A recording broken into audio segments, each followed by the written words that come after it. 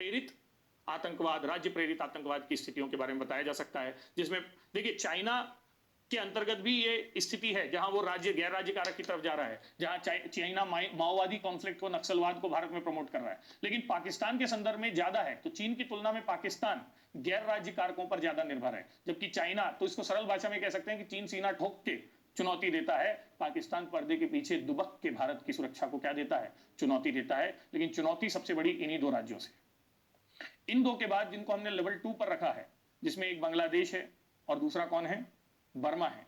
इनकी स्थितियों को समझने की कोशिश करें। बांग्लादेश के कारण के अंतर्गत सुरक्षा चुनौतियां क्यों हैं, यदि पूछा जाए, बांग्लादेश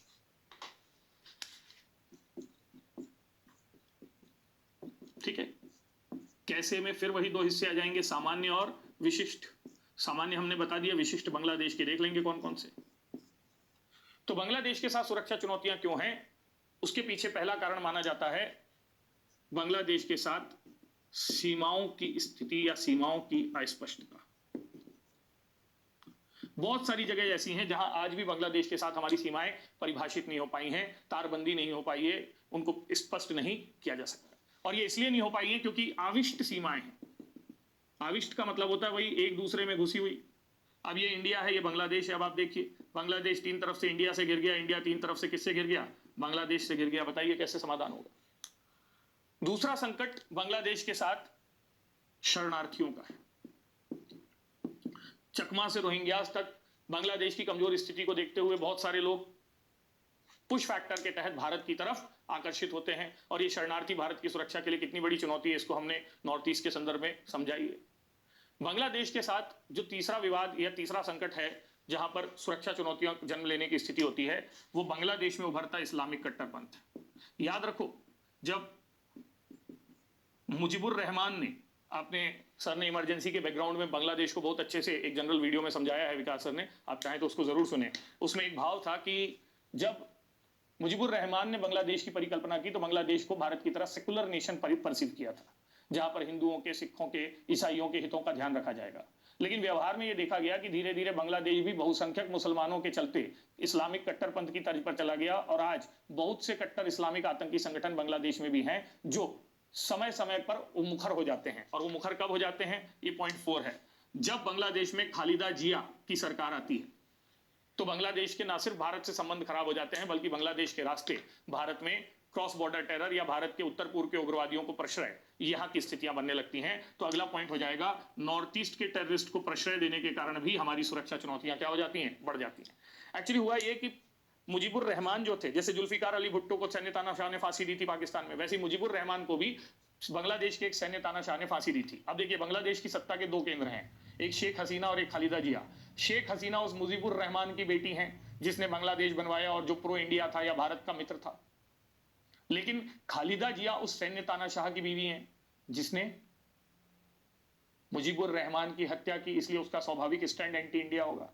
और इसलिए हमने कहा कि जब तक हसीना का शासन होता है संबंध हसीन होते हैं, लेकिन खालिदा का शासन आते ही संबंध में कटुता आ जाती है और भारत बांग्लादेश से जुड़ी सुरक्षा चुनौतियां गंभीर होने लगती हैं।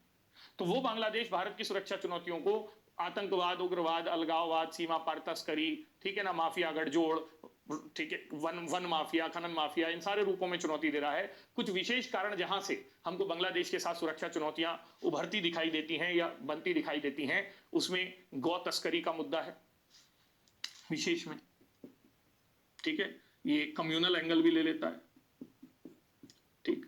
दूसरा रोहिंग्या विवाद है, बांग्लादेश के मूल निवासी होने के बाद भी बांग्लादेश उनको स्वीकार नहीं करता है।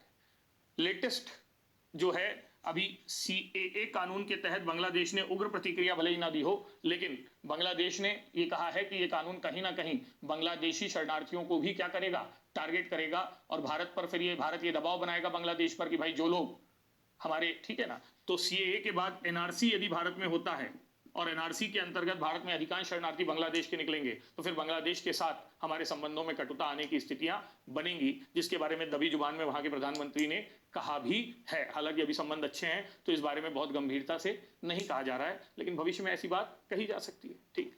ये भी कहा जा रहा है कि बांग्लादेश में ड्रग ट्रैफिकिंग की जो समस्या बढ़ रही है, इसको लेकर वो भारत के साथ बात करने के लिए चिंतित है, क्योंकि मिजोरम के रास्ते ड्रग ट्रैफिकिंग का जो बांग्लादेश में प्रवेश हो रहा है, तो बांग्लादेश की एक बड़ी आबादी ड्रग के कारोबार से, संगठित अपराध से जुड़ रही है, और ये भी कल को यदि बढ़ता है तो ये भारत की सुरक्षा के लिए एक बड़ी चुनौती बनकर उभरेगा या चैलेंज बनकर उभरेगा। तो ये ड्रग ट्रैफिकिंग की समस्या भी एक गंभीर समस्या है। ठीक, अभी भी बांग्लादेश में कुछ प्रो पाक या पाकिस्तान के सिंपैथाइजर्स रहते हैं, भारत की तुलना में बांग्लादेश में ज्यादा है, क्योंकि वो तो पहले वही देश था। और ये प्रो पाक सेंटिमेंट्स के जो लोग हैं वो भी भारत के खिलाफ षड्यंत्र करते रहते हैं, भारत के खिलाफ सुरक्षा चुनौतियों को जन्म देते हैं। तो ऐसी परिस्थिति में बांग्लादेश भी किसी ना किसी रूप में भारत के लिए सुरक्षा चुनौतियों को पैदा कर सकता है, और यदि वो चाहे तो भारत की सुरक्षा चुनौतियों का समाधान भी कर सकता है। जैसे हाल ही में उन्होंने एक पैसेज देकर, हमने कल कहा था, कलकत्ता आकुरा अगरतला पैसेज देकर किया था, तो वो चाहे तो समाधान भी कर सकता है। ठीक, बांग्लादेश के बाद माइल्ड कॉन्फ्लिक्ट में जो अगला राज्य या देश हमने देखा था, उस देश का नाम है बर्मा, म्यांमार। ठीक, और बर्मा के साथ कहानी क्यों के लेवल पर तभी आती है जब बर्मा में डेमोक्रेटिक गवर्नमेंट को चैलेंज मिलता है। आंग सान सू की वहां सत्ता में है, लेकिन सत्ता से जैसे ही परिस्थितियां बदलती हैं तो बांग्लादेश के भारत के साथ संबंध खराब होने, बर्मा के भारत के साथ संबंध खराब होने लगते हैं। दूसरी बात, बर्मा पर बढ़ता चीनी प्रभाव भारत की सुरक्षा के लिए खतरा है, और चीन बर्मा में भारी पैमाने पर निवेश कर रहा है। आइलैंड कोको आइलैंड की बात बताई मैंने, सितवे पोर्ट की बात बताई, तो ये सुरक्षा चुनौती यानी स्ट्रिंग ऑफ पर्ल्स में सबसे प्रमुख देश जो है वो बर्मा बनकर उभर रहा है। हाल के दिनों में बर्मा के अंतर्गत भारत में जो, ठीक, भारत के मुस्लिम्स को लेकर जो कंसर्न बर्मा ने या बर्मा के नेताओं ने व्यक्त किया है, इससे भी भारत बर्मा के संबंधों में कहीं ना कहीं कड़वाहट की स्थिति आई है, जो भविष्य में सुरक्षा चुनौतियों को जन्म दे सकता है। बर्मा पर यह आरोप है कि वो नॉर्थ ईस्ट के विद्रोहियों को, विशेषकर एनएससीएन, पनाह देता है। आपको पता होगा उरी मूवी में हमने दिखाया था कि मणिपुर से जो आतंकी हमारे सैन्य बलों पर हमला करते हैं वो बर्मा जाते हैं, जहां जाकर हमने अपनी पहली सर्जिकल स्ट्राइक की थी। ठीक, बर्मा के साथ जो सजातीय सीमाएं हैं, उन सजातीय सीमाओं में गोल्डन ट्रायंगल से आने वाला ड्रग और आर्म्स, ये भारत की सुरक्षा के लिए एक बड़ी चुनौती बनकर उभर रहा है, क्योंकि हमने कहा था कि जो बर्मा है वहां पर जो अराकान योमा के दोनों तरफ समान स्वरूप वाले लोग रहते हैं, और वो लोग आसानी से ड्रग ट्रैफिकिंग, आर्म्स ट्रैफिकिंग के कारोबार में संलग्न हैं। तो Burma is becoming a new destination of drug trafficking, arms trafficking, या पैसेज जो है, जो बर्मा के रास्ते भारत में ड्रग ट्रैफिकिंग, आर्म्स ट्रैफिकिंग बढ़ रही है, इससे भारत की सुरक्षा चिंताएं लगातार गंभीर हो रही हैं, ये कहा जा रहा है। इसलिए बर्मा भी ये भी एक सुरक्षा चिंता के तौर पर देखा जा सकता है। ठीक, बर्मा में बढ़ता माओइस्ट इंपैक्ट, यानी जब लेफ्ट या माओवाद का प्रभाव बर्मा में बढ़ता है, तो ये भी भारत की सुरक्षा के लिए चुनौती के तौर पर देखा जा सकता है। माइल्ड चुनौती है तो हमको हर राज्य से जोड़कर थोड़ी थोड़ी बातें बतानी पड़ेंगी। यहां मैंने अब क्यों और कैसे वाला मामला भी खत्म कर दिया, मैं क्यों बता दे रहा हूं, उसी में कैसे डाल देंगे, बाकी कैसे की कमी पड़े तो आप बता देना, इससे उग्रवाद आएगा, इससे तस्करी आएगी, वही गाना आप गा सकते हैं। तो ये कहानी हुई किसकी, बर्मा की। ठीक है, अब हमने ये देख लिया कि हमारे पास दो एग्रेसिव स्टेट्स हैं, दो माइल्ड स्टेट्स हैं, जिनसे हमारी सुरक्षा को चुनौती मिलती है। अब जो दो देश हमारे बच जा रहे हैं, नेपाल और भूटान, नेपाल और भूटान के साथ सुरक्षा चुनौतियां जो हैं, उन सुरक्षा चुनौतियों के दो आयाम हैं।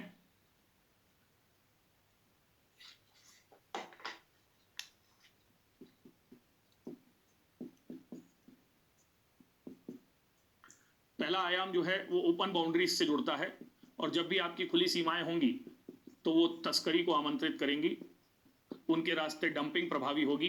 तो इन खुली सीमाओं के रास्ते तस्करी हो रही है, इन खुली सीमाओं के चलते नॉर्थ ईस्ट के उग्रवादी का तेजी से को पैसेज मिल रहा है, इन खुली सीमाओं के चलते ही चीन यहां से डंपिंग कर रहा है, उन खुली सीमाओं के चलते ही शरणार्थी, अवैध शरणार्थी भारत में प्रवेश कर रहे हैं।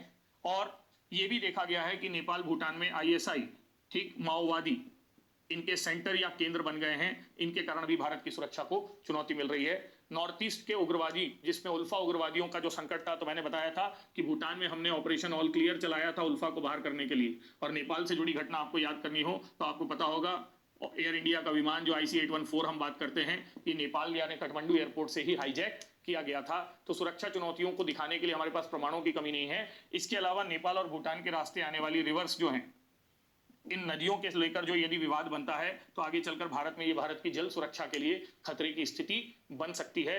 इसके अलावा इन देशों में भारतीय मूल के लोग बड़े व्यापक पैमाने पर रहते हैं। नेपाल की अर्थव्यवस्था पर, भूटान के क्षेत्रों में। तो भारतीय मूल के लोगों की सुरक्षा, ये भी भारत की सुरक्षा चुनौतियों में एक महत्वपूर्ण आयाम है कि हम किस तरीके से इन क्षेत्रों में रह रहे भारतीय मूल के लोगों की सुरक्षा कर सकें। तो ये सारे आयाम आप यहां पर बता देंगे। इस्लामिक टेरर से जुड़े आतंकी संगठन भी अब यहां पैर पसार रहे हैं, जो हमारी सुरक्षा के लिए चिंता है। जो हमने बताया था आईएसआई हो, माओइस्ट के केंद्र हो, तो ये सब नेपाल भूटान के कंसर्न में है। और सबसे मेन बात, अब यहां पर भी चाइना अपना दखल बढ़ा रहा है। हालांकि भारत की नीतियों के कारण वो इतना सफल नहीं रहा है। तो आप इन 8-10 कारणों को इकट्ठा करके बता सकते हैं कि नेपाल के साथ खुली सीमाएं और नेपाल पर बढ़ता चीनी प्रभाव और नेपाल में बढ़ता इस्लामिक और माओवादी प्रभाव, ये सब भारत की सुरक्षा चिंताओं को जन्म दे सकता है। ठीक है, तो ये राज्य कारकों के अंतर्गत अलग अलग राज्य हमने बताए कि वो किस तरीके से भारत की सुरक्षा को चुनौती पहुंचाते हैं। ठीक है, अब इन्हीं देश राज्योों के अंतर्गत जो हम इनकी बात करें, श्रीलंका है, मालदीव है या इंडोनेशिया है, तो वहां पर भी लगभग यही बातें आपको दिखाई देंगी। चाहे इनको भी हम माइल्ड के अंतर्गत रखते हैं। पहला, चीन की इनसर्कलिंग इंडिया पॉलिसी का प्रभाव, ये म्यांमार में भी है, ये इंडोनेशिया में भी है और ये मालदीव में भी है। दूसरा, इन देशों में इस्लामिक आतंकवाद का प्रभाव, तो एक चीन हो गया, एक इस्लामिक आतंकवाद हो गया। ठीक है, तीसरे लेवल पर आप ये बता सकते हैं कि हिंद महासागर में प्रभुत्व की जो लड़ाई है, उस लड़ाई में भी इन देशों के साथ संघर्ष की समस्या बनती है या संघर्ष देखा जा सकता है कि भारत जब भी हिंद महासागर में अपना प्रभुत्व बढ़ाने की कोशिश करता है तो ये देश स्वाभाविक रूप से इसके खिलाफ होते हैं। श्रीलंका के साथ मछुआरों का संकट है, श्रीलंका के साथ एडम्स ब्रिज या राम सेतु को काटकर जो हम सेतु समुद्रम परियोजना बनाने वाले थे उसको लेकर संकट है, श्रीलंका के साथ कच्चातीहू आइलैंड का संकट है। ठीक, श्रीलंका के साथ ऐतिहासिक लिट्टे बनाम सिहली, तो लिट्टे आतंकवाद का संकट है। तो श्रीलंका के साथ ये 3-4 बिंदुओं को आप और जोड़ सकते हैं। ठीक, और जो आपका मालदीव है, मालदीव में हमने कहा कि अब प्रो चाइना गवर्नमेंट के आने से, श्रीलंका और मालदीव दोनों में हमने ये कोशिश की कि प्रो इंडिया गवर्नमेंट हो, लेकिन सत्ता परिवर्तन के बाद प्रो चाइना गवर्नमेंट के आने से भी हमारी सुरक्षा चिंताएं बढ़ जाएंगी, क्योंकि इन जगहों पर यदि चीन के सैन्य अड्डे बन जाते हैं तो भारत न सिर्फ घिर जाएगा बल्कि बंद भी हो जाएगा। इसलिए सुरक्षा चिंताएं गंभीर रूप से दिखाई देंगी। तो आईआर से जोड़कर आप राज्य कारकों से होने वाली सुरक्षा चिंताओं का वर्णन कर सकते हैं। तो भारत से जुड़े राज्य कारक की चिंताओं के बाद हम भारत से जुड़े उन गैर राज्य कारकों की सुरक्षा चिंताओं पर विचार करना चाहेंगे कि वो गैर राज्य कारक कौन से हैं जो भारत को अलग अलग तरीके से सुरक्षा चुनौतियां दे रहे हैं। ठीक, तो सबसे पहले ये देखिए कि जो गैर राज्य कारक हैं, नॉन गवर्नमेंटल ठीक फैक्टर्स जो सिक्योरिटी चैलेंजेस को दे रहे हैं, उसके अंतर्गत हमने पहले टेरर ऑर्गेनाइजेशंस की बात की। लेवल 2 पर हमने एथनिक ऑर्गेनाइजेशंस की बात की। एथनिक ऑर्गेनाइजेशन मतलब धर्म, जाति, भाषा, नस्ल पर बने समुदाय। लेवल 3 पर इसके अंतर्गत हमने इंटर गवर्नमेंटल पैनल्स की बात की। अंतर सरकारी निकाय, ये इंटरनेशनल ऑर्गेनाइजेशंस के तौर पर देखे जा सकते हैं या अंतरराष्ट्रीय संगठनों के तौर पर देखे जा सकते हैं। लेवल 4 पर यदि हम चर्चा करें तो हम रीजनल ऑर्गेनाइजेशंस की बात कर सकते हैं, वो क्षेत्रीय संगठन जो भविष्य में भारत की सुरक्षा के लिए खतरा बन सकते हैं। तो रीजनल ऑर्गेनाइजेशन में भी स्टेट फैक्टर सदस्य होते हैं, लेकिन उन्हें स्टेट नहीं, वो इंटर गवर्नमेंटल है, इस रूप में देखा जाएगा। ठीक, लेवल 5 के अंतर्गत हम सिविल सोसाइटी के अंतर्गत मेनली वेरियस एनजीओस को दे सकते हैं, जो अलग अलग तरीकों से हमारी सुरक्षा को चुनौतियां देने की बात करती है। अलग अलग गैर सरकारी संगठन जिनके माध्यम से सुरक्षा चुनौतियां पैदा हो रही हैं। ठीक, और लेवल 6 के अंतर्गत हम उन बहुराष्ट्रीय कंपनियों को देख सकते हैं, एमएनसीज को दे सकते हैं, जो भारत की आर्थिक सुरक्षा को चुनौती देती नजर आ रही है। अब यदि इन सब के एक एक उदाहरण भी दे दोगे तो आप बता दोगे कि गैर राज्य कारक भारत की सुरक्षा को कैसे चुनौती देते हैं या गैर राज्य कारकों द्वारा किस तरीके से भारत की सुरक्षा को नुकसान पहुंचाया जा सकता है। आतंकी संगठन सुरक्षा को कैसे चुनौती देते हैं और क्यों चुनौती देते हैं, ये मैं आपको विस्तार से बता चुका हूं। ठीक है, यहां पर आपको पढ़ना है या लिखना है आतंकवाद का प्रभाव। मैंने बताया था आपको, जान माल की सुरक्षा से लेकर भय के मनोविज्ञान से लेकर आतंकवाद में पढ़ा चुका हूं। एथनिक ऑर्गेनाइजेशंस जिसमें धर्म, जाति, भाषा, नस्ल या क्षेत्रीय पहचान से जुड़े संगठन यानी हित और दबाव समूह होते हैं, ये सब राष्ट्रीय हितों के ऊपर यानी राष्ट्रीय हितों से ज्यादा महत्व किसको देंगे, या राष्ट्रीय हितों के ऊपर अपने जातीय या सांस्कृतिक हितों को महत्व देंगे। और इसीलिए इन सब के चलते देश को नुकसान पहुंचा सकते हैं, देश को क्षति पहुंचा सकते हैं, या अपनी मांगों के चलते पब्लिक प्रॉपर्टी को नुकसान पहुंचा सकते हैं। जैसे आप सुनते होंगे अलग अलग आरक्षण के आंदोलन, अलग अलग जातिवाद से जुड़े आंदोलन, आपने सुना होगा ना, गुर्जर सेना रणवीर, सेना भीम, सेना राम रहीम की, सेना महाराष्ट्र में मराठा आंदोलन, गुजरात में पटेल आंदोलन, ठीक, हरियाणा राजस्थान में जाट आंदोलन, गुर्जर आंदोलन, ठीक है। तो ये जो आंदोलन है, जो धर्म जाति भाषा नस्ल, ये ओपनली देश की सिक्योरिटी को क्या करते हैं, चैलेंज करते हैं, लॉ एंड ऑर्डर को चैलेंज करते हैं, जो हम अलग अलग तरीकों से अलग अलग जगहों पर देखते हैं। इंटर गवर्नमेंटल पैनल या इंटरनेशनल ऑर्गेनाइजेशंस के अंतर्गत वो संगठन आते हैं जो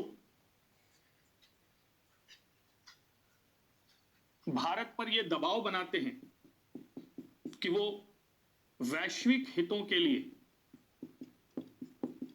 राष्ट्रीय हितों से समझौता करें।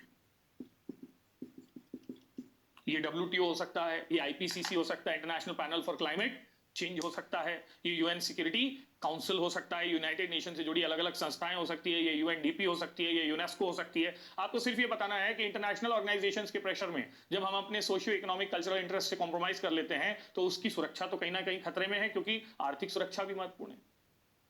और जब भारत के खिलाफ कोई रीजनल गुट बने, जैसे पाकिस्तान अभी एक गुट बनाने की कोशिश कर रहा है, या दुनिया के ताकतवर संगठन, क्षेत्रीय संगठन, चाहे वो आप G8 को तो नहीं लें, ऑर्गेनाइजेशन ऑफ इस्लामिक कंट्रीज हो या IOC बोलते हैं,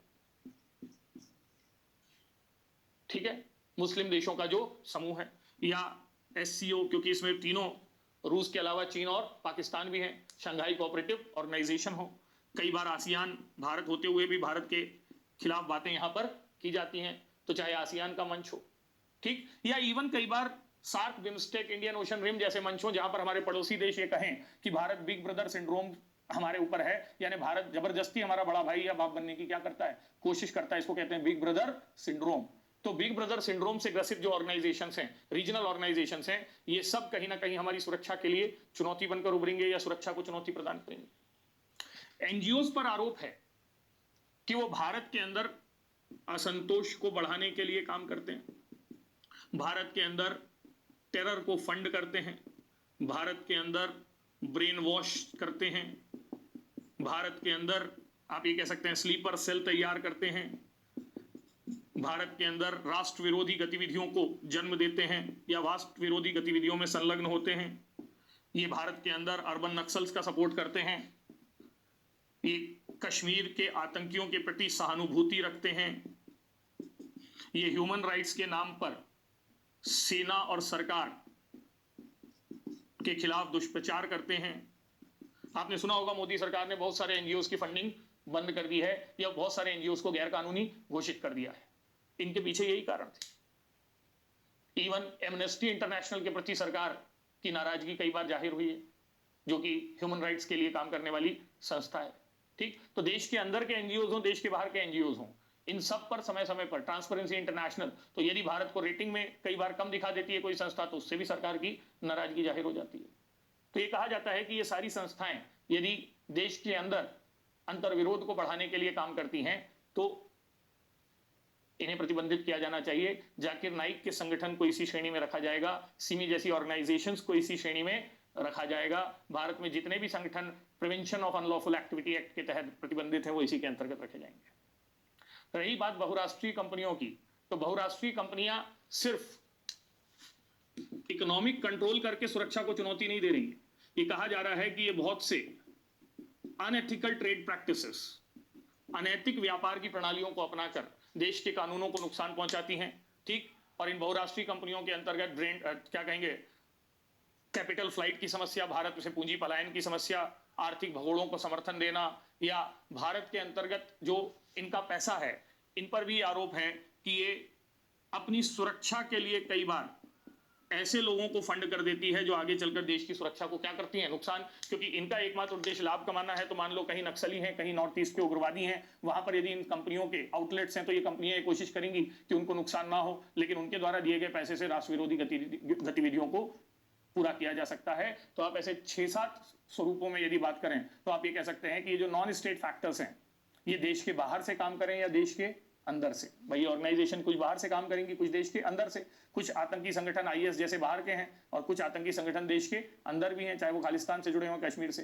तो देश के बाहर से काम करें या देश के अंदर से, ये अलग अलग रूपों में देश की सुरक्षा चुनौती को नुकसान पहुंचा सकते हैं, अलग अलग रूप में देश की सुरक्षाओं को, ठीक है, के लिए चिंता का कारण बन सकते हैं। तो ये हो गया राज्य कारकों के बाद गैर राज्य कारक। भारत में उदाहरण सहित बता दीजिए कि आप कौन कौन से ऐसे गैर राज्य कारक हैं जो हमारी सुरक्षा को चुनौती देते हैं।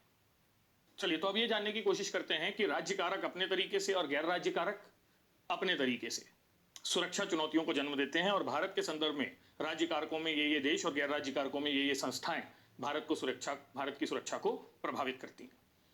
लेकिन आज यदि आपसे पूछा जाए कि भारत की सुरक्षा चुनौतियां राज्य कारकों के कारण है या गैर राज्य कारकों के कारण, तो आप बोलेंगे दोनों के कारण है। और सच बात तो यह है कि मैंने आपको शुरू में ही बतलाया कि सेकेंड वर्ल्ड वॉर के बाद ऐसी परिस्थितियां बनी हैं कि अब राज्य कारक सामने आकर चुनौती नहीं दे सकते, क्योंकि सबकी अपनी अपनी सीमाएं हैं, और इसलिए अब राज्य कारक सामने से नहीं, पर्दे के पीछे से चुनौती देने की कोशिश कर रहे हैं। यानी अब राज्य कारक गैर राज्य कारकों को क्या कर रहे हैं, प्रेरित कर रहे हैं कि वो सुरक्षा को चुनौती दें। तो भारत के संदर्भ में भी यह पूछा जा सकता है कि भारत में राज्य कारक गैर राज्य कारकों को, राज्य कारकों को क्यों और कैसे प्रेरित कर रहे हैं। तो भारत के संदर्भ में यह पूछा जाए कि गैर राज्य कारकों को राज्य कारक क्यों प्रेरित कर रहे हैं, तो वो सभी कारण भारत के संदर्भ में भी लागू होंगे। क्यों के संदर्भ में, क्योंकि अब भारत के संदर्भ में आज भारत सभी राज्य कारकों की जरूरत है। भारत का बड़ा बाजार आज हर देश की जरूरत है। इवन चाइना जैसा देश भी, हमने कहा ना, भारत के बड़े बाजार के चलते अब भारत से सीधे संघर्ष करना नहीं चाहता। दूसरी बात, अब भारत एक सैन्य शक्ति के रूप में बहुत ताकतवर है, और राज्य कारकों से लड़ाई में भारत से जीतना उतना संभव नहीं है। भारत परमाणु शक्ति के रूप में है, न्यूक्लियर पावर स्टेट के रूप में है, और ऐसे में भारत के साथ सीधे चुनौती देना संभव नहीं है। भाई चीन के पास इतने बम हैं कि हमको 10 बार खत्म करेगा, हमारे पास इतने हैं कि उसको 2 बार करेंगे। खत्म कितनी बार करना है? 1 बार, ठीक है। इसके अलावा यह कहा जा रहा है कि भारत की अब जो फॉरेन पॉलिसी है वो गांधी से हटकर सुभाष पर चली गई है, और अब भारत ने दुनिया में सॉफ्ट से हार्ड स्टेट की स्थिति को अपना लिया है। और सर्जिकल स्ट्राइक के बाद यह कहा जा रहा है कि राज्य कारक के तौर पर भारत के प्रति यदि नजर टेढ़ी की तो भारत का जवाब भी उतना ही गंभीर मिलेगा। भारत ने बहुत सारी जगहों पर अब यह दिखाया है कि भारत राज्य कारक की चुनौती को सहन नहीं करेगा। इसका सबसे अच्छा उदाहरण चीन के प्रति डोकलाम और पाकिस्तान के प्रति बालाकोट की सर्जिकल स्ट्राइक है। और इसीलिए भारत के संदर्भ में अब राज्य कारक उतना प्रभावी होकर काम नहीं करते।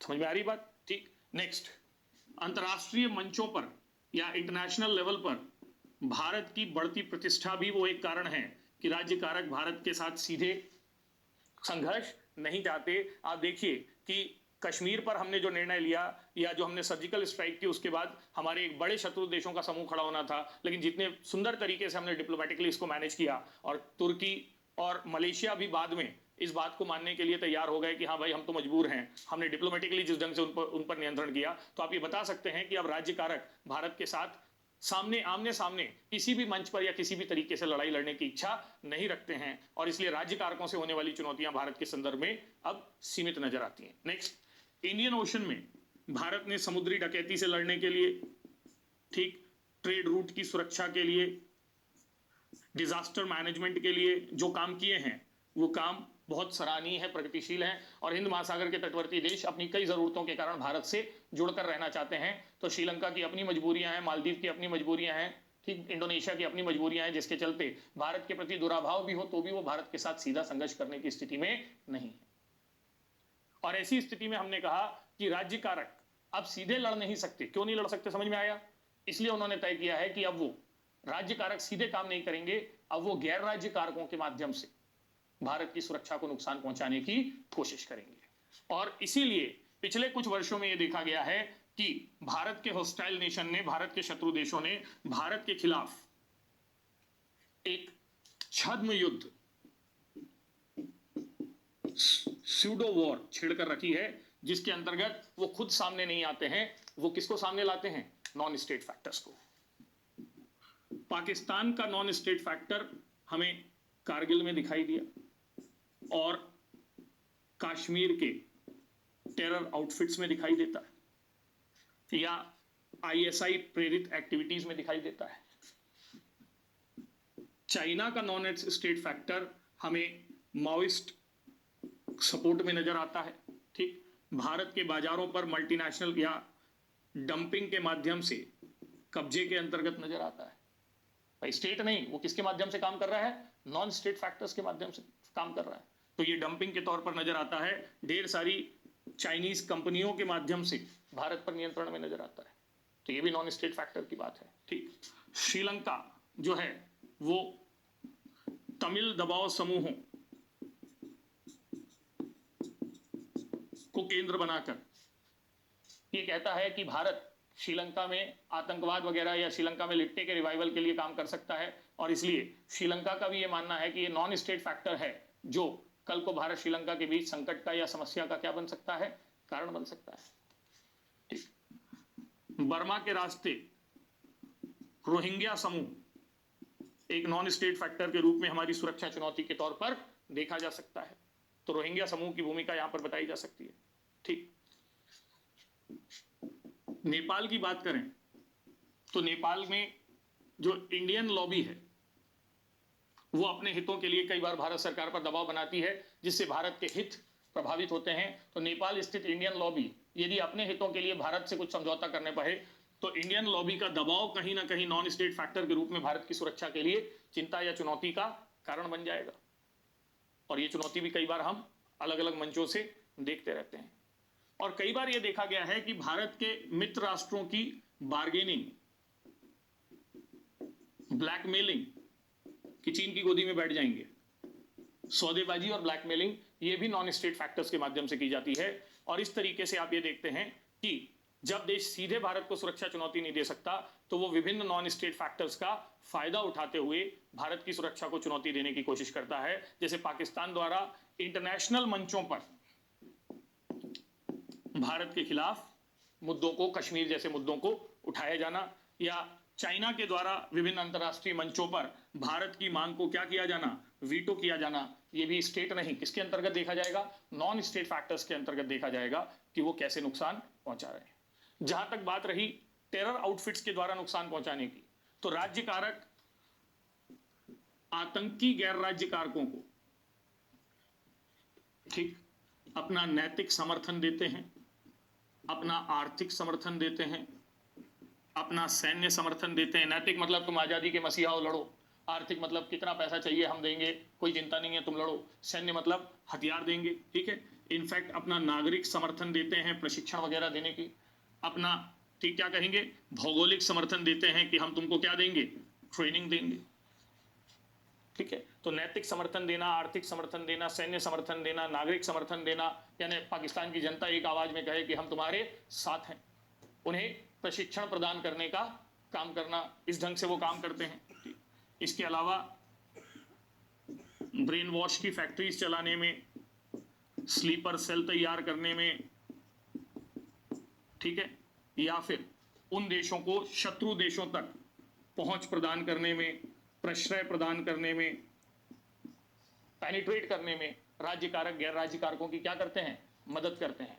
कई अवसरों पर तो यह भी देखा गया है कि राज्य कारक गैर राज्य कारकों में गठजोड़ बनाने का काम करते हैं, जैसे विभिन्न आतंकी संगठनों को आपस में जोड़ दिया जाए। ऐसा कहा जाता है कि चाइना की प्रेरणा पर ही 2004 में नक्सल महापंचायत हुई थी, जहां पर सारे नक्सलवादी संगठन आपस में एकजुट हो गए थे। इसी प्रकार पाकिस्तान की प्रेरणा पर संभव है कि कश्मीर के आतंकी संगठन आपस में एकजुट हो जाएं, यानी राज्य कारक गैर राज्य कारकों को, आतंकी कारकों को एकजुट बनाने का भी काम करते हैं ताकि उनकी लड़ाई डाइल्यूट ना हो। तो ये भी एक क्वेश्चन हो सकता है कि राज्य कारक गैर राज्य कारकों की मदद क्यों करते हैं मैंने यहां बताया, कैसे करते हैं ये आप बता सकते हैं। तो यही होगा राज्य कारक गैर राज्य कारक के माध्यम से भारत की सुरक्षा को चुनौतियां, चूंकि इस संदर्भ में लिटरेचर का नितांत अभाव है, इसलिए मैंने इस टॉपिक को ढेर सारे डायमेंशंस में खोलकर बताने की कोशिश की है। तो आशा है कि अब आप एक एक करके उन सारे सवालों का जवाब दे पाएंगे।